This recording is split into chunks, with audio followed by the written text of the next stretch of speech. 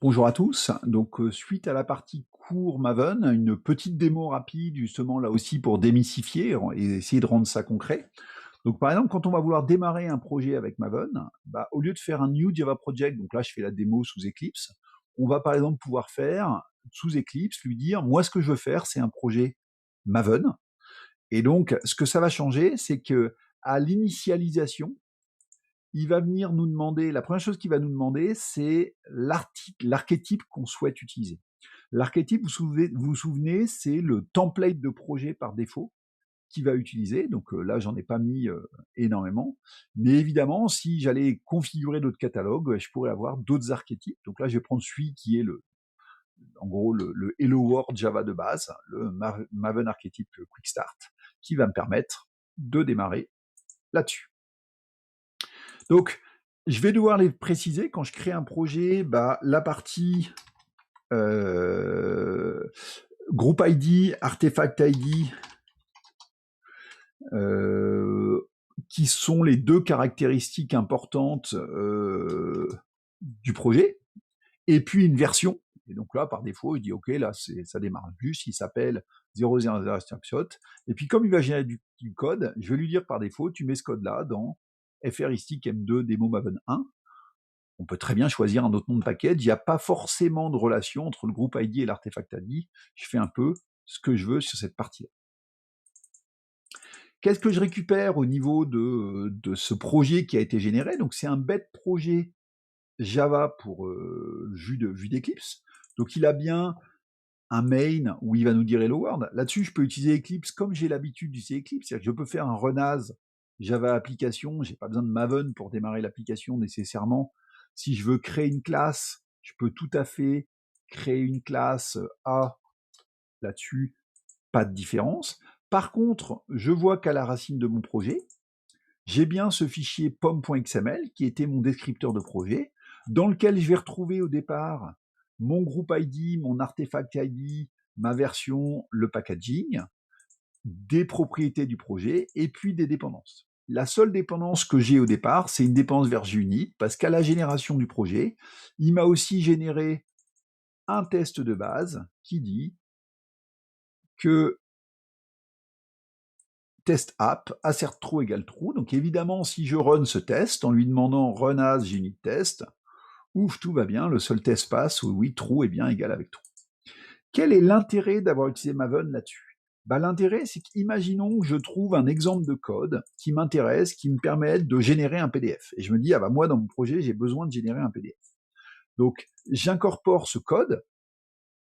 Ce code, en fait, il utilise une librairie par défaut qui est justement itex PDF, etc. Je l'ai trouvé dans une commande, etc. Tout l'intérêt là-dessus, c'est que je vais pouvoir dire ce que j'ai montré tout à l'heure, j'ai besoin d'itex PDF, je vais juste venir copier cette partie-là dans les dépendances de mon pom.xml. Donc autant JUnit, il était dans un scope test, autant itex PDF, bah, il n'est pas dans le scope test, j'en aurais besoin à l'exécution, donc je lui précise pas le scope.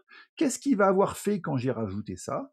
Bah, tout seul comme un grand, il sera allé télécharger la librairie dont il a besoin, et il l'aura mis dans mon ClassPass. Ça veut dire qu'une fois que j'utilise Maven, plus jamais je ne vais rajouter des dépendances comme je le faisais avant en faisant property,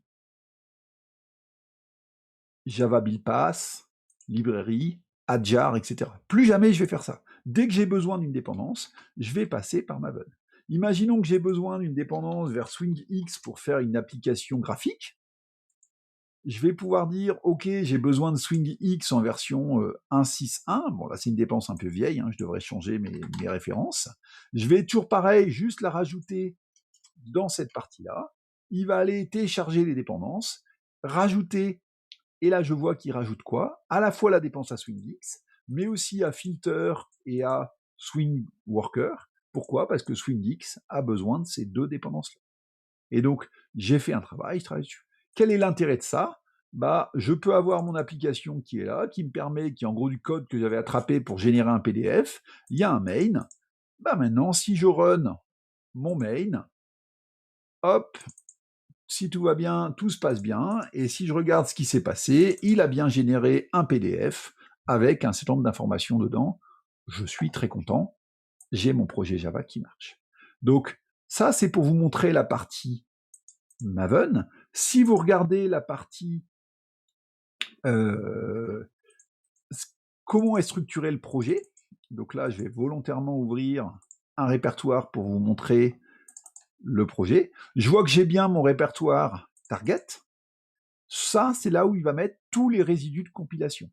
Ça veut dire que si à un moment je demande à exécuter la commande Maven clean, donc comment je lui demande d'exécuter une commande Maven, je clique droit sur le projet, je vais dans Run As, donc là c'est propre à Eclipse, Maven build, et puis je lui dis Maven build clean, ça c'est ce que je lui demande d'exécuter, tape la commande Maven clean, je vais agrandir pour que ce soit un peu plus lisible, je vais faire Run.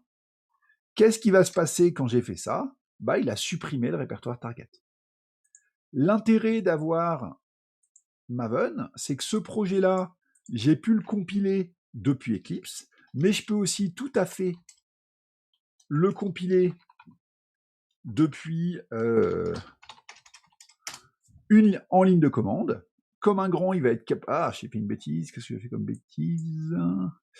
Ouais, puis il y a un Maven trop récent, donc il me dit, oh là là, t'es en 1.5, tu devrais être en 1.6 si tu fais ça, donc on va le forcer à aller en 1.6, je pense. Où est-ce que j'ai ça?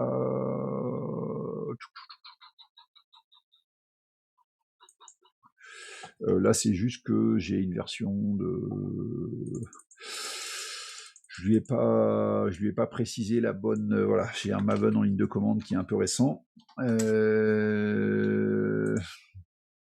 Alors, je vais juste lui dire de rajouter ça. Donc, ça va montrer en plus l'utilisation des plugins. Donc, puisqu'il faut lui préciser une configuration là-dessus, bah, je vais rajouter un plugin de build. Et dans ce plugin de build,